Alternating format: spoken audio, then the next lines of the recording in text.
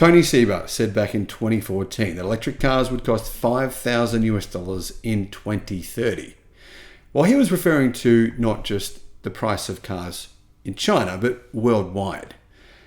And yes, we're not at $5,000 yet for EVs outside of China, but we are there in China. In fact, there's many models for sale at that price in China already.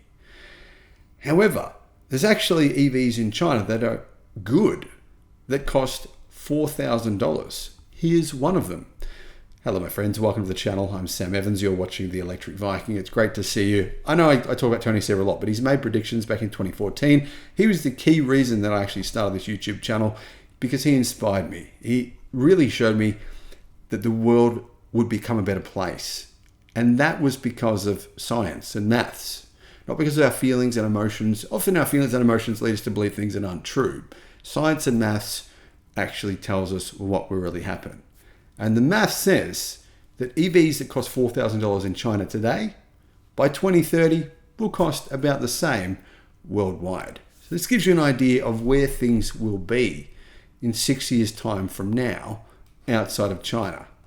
And honestly, it's actually pretty good. Now, really, do we all need two cars? Well, maybe.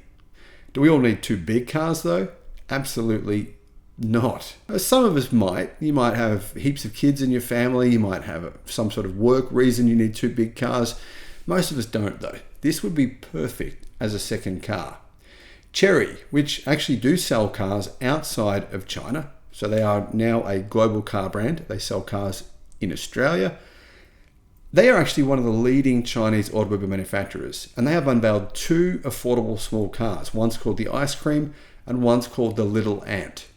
These vehicles are obviously targeting people who are in this, looking for a city car, something that would be easy to park, something that's very cheap to buy, something that's very, very cheap to run, and something that is fit for purpose. You're not buying a car that you don't actually need. You don't need to buy a pickup truck, so they're not buying a pickup truck. It's quite logical.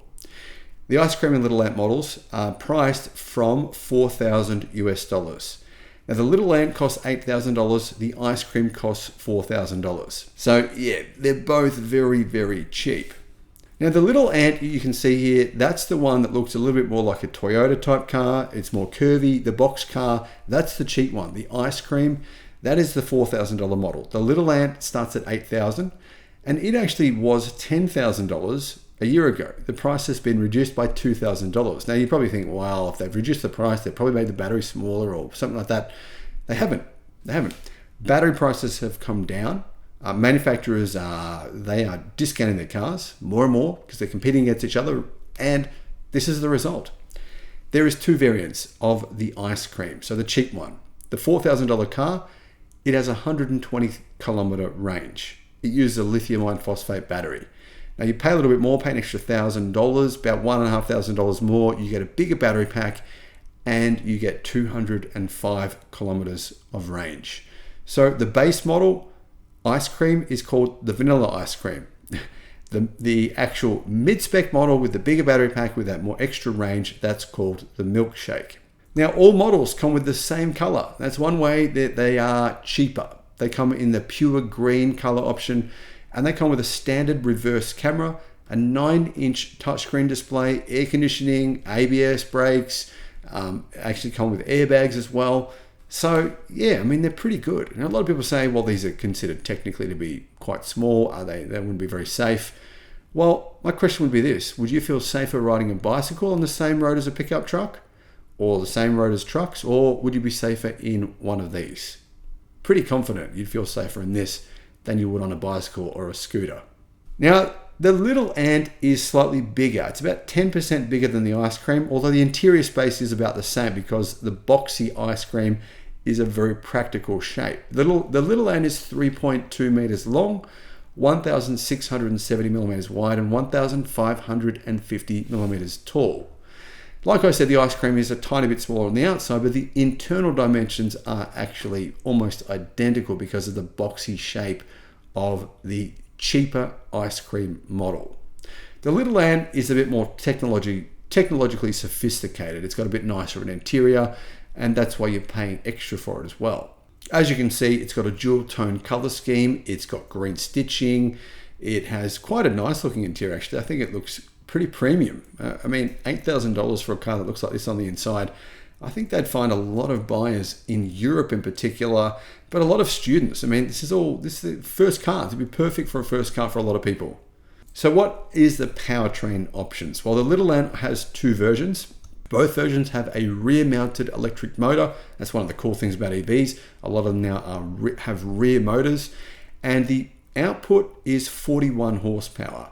Doesn't sound like a lot, but this is a very light vehicle, so it has plenty of power. It's got 95 newton meters of torque, and actually, the 250 kilometer range Little Ant has a 25 kilowatt hour lithium iron phosphate battery. So with the Little Ant, that's what you're getting. You're getting a bigger battery pack, you're getting a bit extra range, you get a bit more sophistication, and you're getting the option of then going to a step bigger. If you pay a little bit more, the middle spec Little Ant has a 300 kilometer range with a larger 29.23 kilowatt hour lithium iron phosphate battery.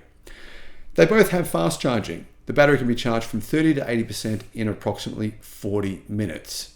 So a lot of people are prioritizing affordability and having a car that simply works. You don't have to get fuel, make sure your oil is topped up, take your car for expensive servicing every 15,000 kilometers or 10,000 miles.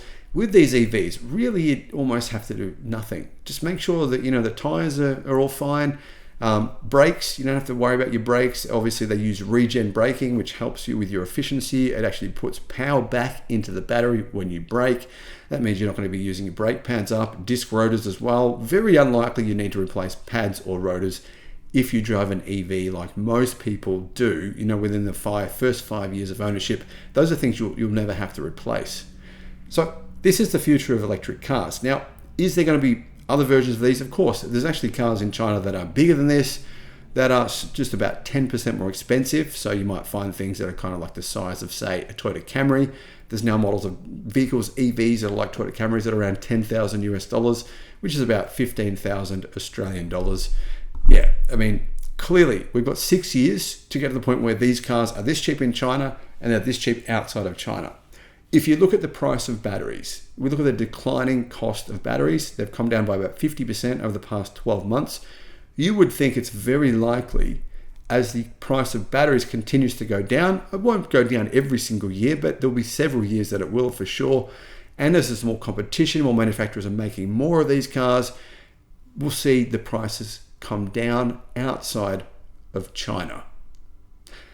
And ultimately, really, what this will do is democratize transport, make it easier for people to have a car. Now, you probably think, having a car is just normal for me.